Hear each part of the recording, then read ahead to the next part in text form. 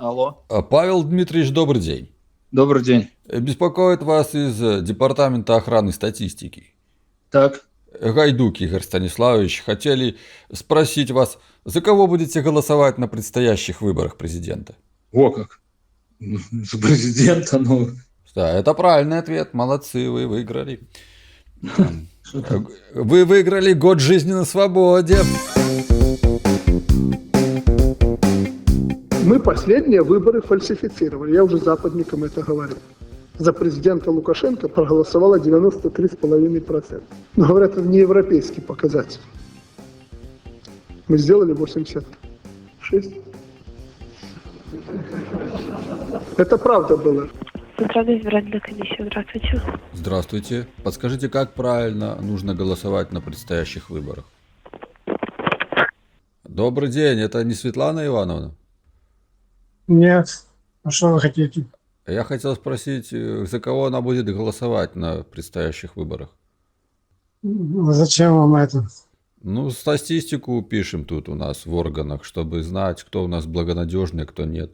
Это не Светлана Ивановна телефон. Это муж ее?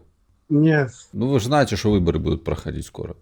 Голосовать будет кто-то, кого хочет, кто будет голосовать. Не, вот это в 2020 году кто за кого хотел, тот и голосовал. И видите, что получилось?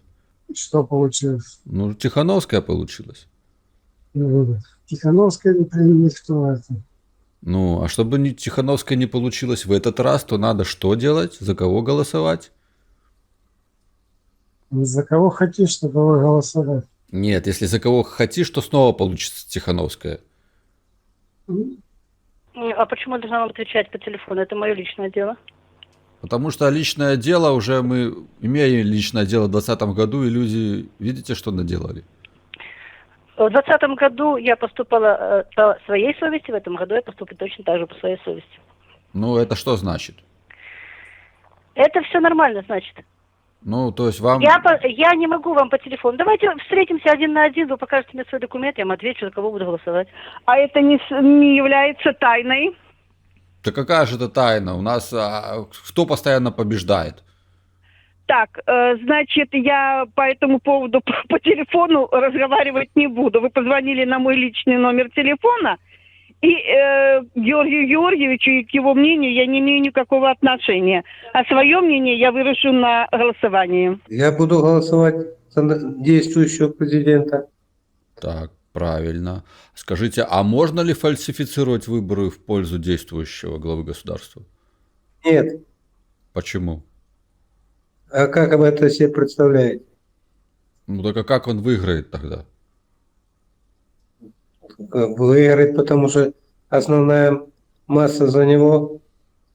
Ну вот в 2020 году так не было. Пришлось фальсифицировать. Не говорите мне глупости. Ну, а Тихановская откуда взялась? С улицы. Как с улицы? Ее сейчас считают лидером нации белорусской за рубежом.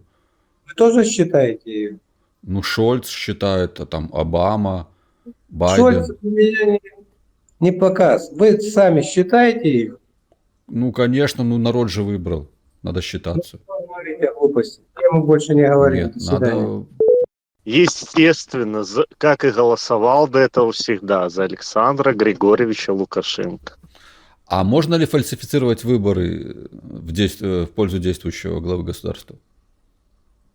Не знаю, где-нибудь в другой стране, кроме Беларуси, может быть. Так можно или нельзя? Ну, откуда я знаю? Все можно, как говорится, было бы желание. Так Но можно. пока, слава богу, у нас все по-честному. Как я люблю. Ну так Лукашенко сам признавался, что фальсифицировали выборы.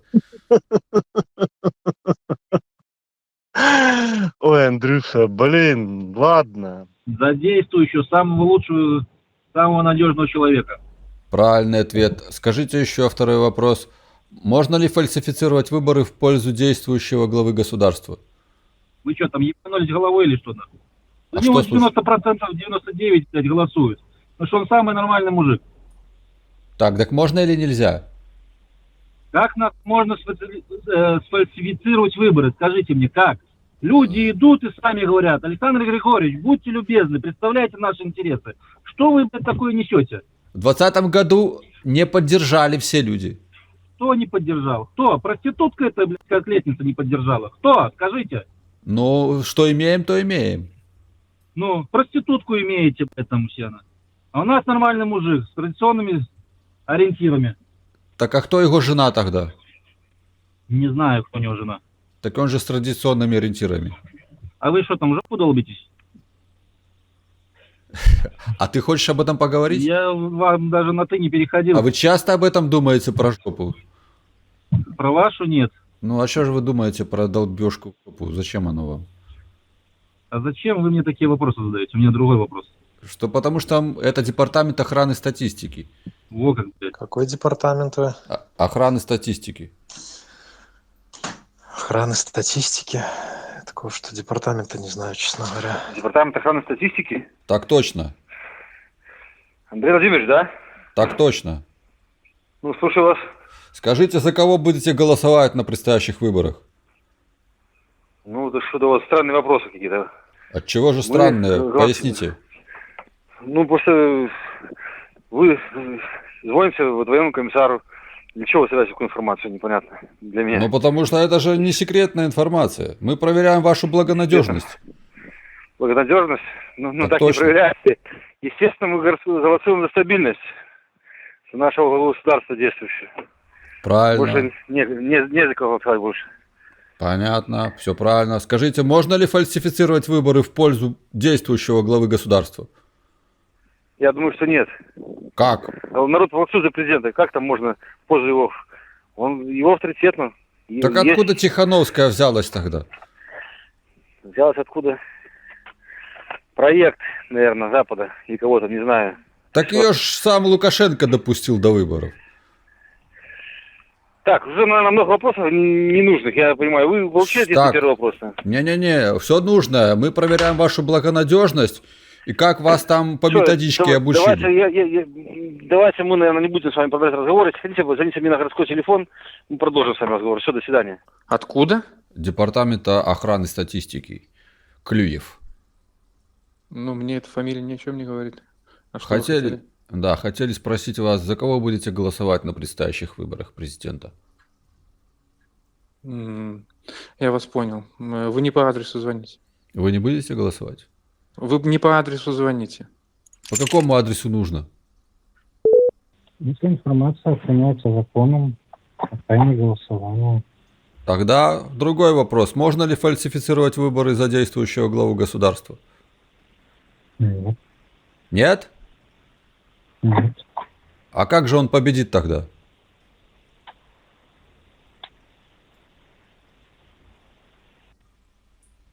Алло. За своего президента. За кого конкретно? Александра Григорьевича, а вы за кого?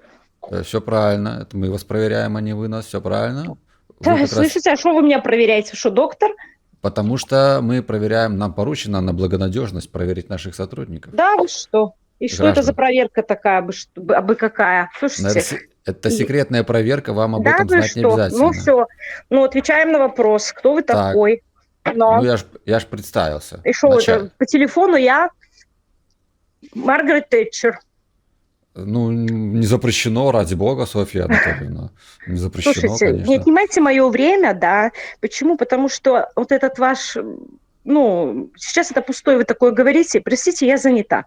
Звоните куда-нибудь в другое место и спрашивайте. А что не так пошло? Ну, потому что это, по-моему, не совсем по телефону распространяется. До свидания. Вам никто не скажет, за кого вам голосовать. Потому что это вот выбор плохо. каждого человека, каждого гражданина. А вот и плохо, потому что в 2020-м не говорили, за кого голосовать, и видите, что получилось. Это ж дай волю людям проголосовать, как они хотят, так мы страну потеряем. Вот для этого есть агитация, и будут предвыборная агитация, и люди будут действительно рассказывать про положительное, что изменилось в положительную сторону, как себя правильно вести. Но даже после этого никто не скажет, что вы обязаны прийти и поставить там галочку за такого-то кандидата, понимаете? Ну, а вот и зря, я бы сказал. На самом деле, вот я бы хотел бы предложить вашему, значит, сенатору этому Борису Борисовичу Тихомирову, чтобы жесточайше проверяли всех на лояльность, между прочим, каждого гражданина, потому что никто не должен проголосовать ни против, ни за другого кандидата. Мы должны сохранить страну. Понимаете? Ну, для этого нам надо просто больше работать, ну и вести большую разъяснительную работу. Вот для того, чтобы люди, ну, сами понимали, потому что даже в Советском Союзе, если вы помните, было добровольное голосование. И, да, там, может, было такое, что был только один кандидат, но, тем не менее, человек, как говорится, на это демократические выборы, как говорится, предназначено, что человек должен сам, ну, сделать свой выбор. Ну, согласитесь, в Советском Союзе это было лучше, чем сейчас. Я жил при Советском Союзе, хотя в молодости, но кое-что помню трошки, да. У меня остались светлые впечатления. Департамент охраны, я все понимаю, но по мобильному телефону на такие вопросы не отвечаю. От чего же? Это раз. Это раз. А во-вторых, я остаюсь своим принципам верен. То есть вы против действующего главы? Нет, я такого никогда не говорил и голосовал только за него. И буду голосовать только за него. Так, очень хорошо. Это правильный ответ. Андрей Николаевич, вы доказали свою лояльность. И еще один маленький уточняющий вопрос. А можно ли фальсифицировать выборы в пользу действующего главы государства? Я не знаю, с кем я беседую вообще. Поэтому, извините, это Паук Андрей Владимирович, Андрей Николаевич. Это замечательно. Я вам ответил, я так и подозревал. Все нормально. У нас фальсификации нет. И не было никогда. Я когда слышу такое, у меня не вырывается, без мата не так могу. Так сам же Александр Григорьевич признавался, что выборы фальсифицировали. Не признавала ничего. Да, и ничего не признавал. было сфальсифицировано. Что вы такое говорите? Какие вам, скажите, Павел Михайлович, а вам очень обидно, что такое вообще может быть, да? Такого быть в Беларуси не может. Ну, а если может, то очень обидно, да? Не может такого вообще быть. Мы последние выборы фальсифицировали. Я уже западникам это говорил. Не знаю, то же самое нейросеть может создать. Так и президент у нас может быть нейросетевым, он может не настоящий тогда. Не может. У нас настоящий классный мужик. Да он уже старый, самый скоро достойный. ему... Старый, ну, скоро к сожалению, возраст берет свое, но все равно он еще в своем возрасте отлично выглядит и отлично ведет политику, как внешнюю, так и внутреннюю. Я буду за Гайдукевича голосовать, например. Ваше право. За кого угодно голосуйте. Моя позиция неизменна. Действующий глава государства. Только дураки не меняют свое мнение, Павел Михайлович. Согласен, но на сегодняшний день это сильный лидер. Ну как это можно? Ну вот есть листки, которые подсчитывают за, против. Нет, я говорю, на законодательном уровне можно ли? Нет, на законодательном уровне нельзя этого сделать. Но по факту эти процедуры мы имеем. Ну, эти манипуляции. Смотри, ну есть же листки, есть списки. Человек приходит на избирательный участок, подает паспорт. Виталий Вячеславович, я вам просто с прошлый выборы вспоминаю, что вот кейс с Сергеем Сташевским доказанный факт, что он принуждал членов комиссии фальсифицировать выборы в пользу главы государства. Сегодня не та ситуация, чтобы вот эти вот честные от вас демарши смотреть.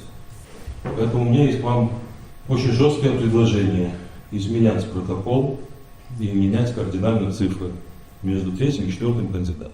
Смотри, вот этот человек говорил, сделать вот так-то. Ну, там же целая комиссия. Вопросы сделала, поступила ли эта комиссия правильно, так, как он требовал, либо просил. Да, поступила так. Ну, вот это недоказанный факт, я так думаю. Ты сразу официально говоришь, да, поступила. Я не думаю. Может быть, человек говорил в пылу чего-то своем.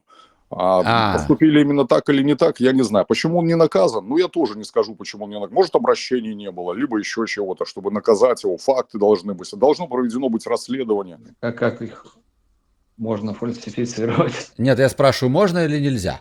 Да нет, если у нас же все наблюдатели присутствуют и на предварительном голосовании, и дальше. Хорошо, другая ситуация. Если Александр Григорьевич, действующий глава государства, не побеждает на участке, то можно ли фальсифицировать выборы в пользу Лукашенко? Ну, я затрудняюсь ответить, а где их можно фальсифицировать? И кто-то займется этим? Такой, как говорится, риторический вопрос. Нет, я спрашиваю, можно или нельзя? Да или нет? Теоретически можно, но я не думаю, что этим кто-то будет заниматься. У нас же и ответственность есть за фальсификацию, и вполне ответственные люди всюду присутствуют. Да, ответственность есть, но она не наступает, поэтому я спрашиваю, можно или нельзя? Ну, тогда нельзя. Скажу. Нельзя, хорошо. А как же он тогда выиграет, если нельзя? Ой, как. Все понятно. Понимаете? Да. Вот в 2020 году, видите, как получилось? Тихановская вылезла, вдруг ниоткуда не возьмись. Все понятно. Вопросы на этом закончились. Департамент охраны. Статистики. Департамент охраны занимается другими вопросами. Но охраняем статистику от посторонних вмешательств. Все. Все, вопросы закончились. Павел Дмитриевич, держитесь там, не переживайте. Да, держусь, все в порядке. За поручни лучше держитесь. Да. Такое время сейчас, что ой-ой-ой. Угу. Хорошо. А можно ли оппозиции фальсифицировать выборы в пользу оппозиционного кандидата? Ну, у нас же закон один для всех, и для оппозиции, и для всех. Так нельзя. Конечно, нельзя. А в пользу главы государства можно? Тоже нельзя. Тоже нельзя. Ну, потому что у нас закон. У нас же закон. Закон един для всех. Вы знаете, там иногда не до законов.